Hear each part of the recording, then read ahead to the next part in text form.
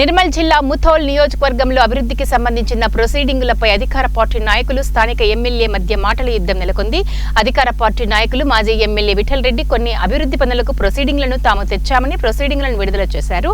అయితే స్థానిక ఎమ్మెల్యే మాత్రం ఆ పనులకు సంబంధించిన ప్రొసీడింగ్లను తామే తెచ్చామని ఒకరిపై ఒకరు ప్రెస్ మీట్లు పెట్టి నిందించుకున్నారు. స్థానిక ఎమ్మెల్యే కంటే ముందే తాము ఆగస్టు నెలలో ప్రొసీడింగ్లను తెచ్చి ప్రజలకు అందజేశామని కాంగ్రెస్ నాయకులు వాదించారు. పనులు అభివృద్ధి చేశారో ప్రజలకు అందరికీ తెలుసు.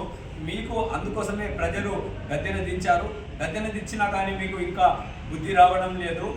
కాబట్టి ఇలాంటి పనులు మానుకోవాలి. లేకుంటే రానున్న రోజులలో కూడా స్థానిక సంస్థల ఎలక్షన్లు ఉన్నాయి.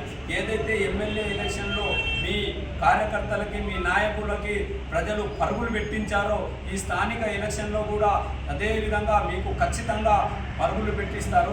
ఇలాంటి పనులు మానుకోవాలి. ఎందుకంటే క్లియర్గా ఇలా ఎమ్మెల్యే రామారావు పటేల్ గారి పేరు మీద ఖచ్చితంగా ఉన్నాయి. అదేవిధంగా బైన్సాకు 2 విధాల నిధులు వచ్చినాయి. ఒకటి గుళ్ళు గలి సంఘానికి, 2ది గట్టు మైసమ్మ దానికి. మరి మీకు అంత దమ్ముంటే మరి గట్టు మైసమ్మది కూడా తీసుకుపోయి ఎందుకు ఇయ్యలేదంటే అక్కడ ఉన్న గుళ్ళు గల్లి వాళ్ళకి ఏం తెలియదు కదా అని చెప్పి అక్కడి నుంచి తెచ్చి మేము ఇచ్చాము అని చెప్పి తెచ్చి ఇవ్వడం జరిగింది.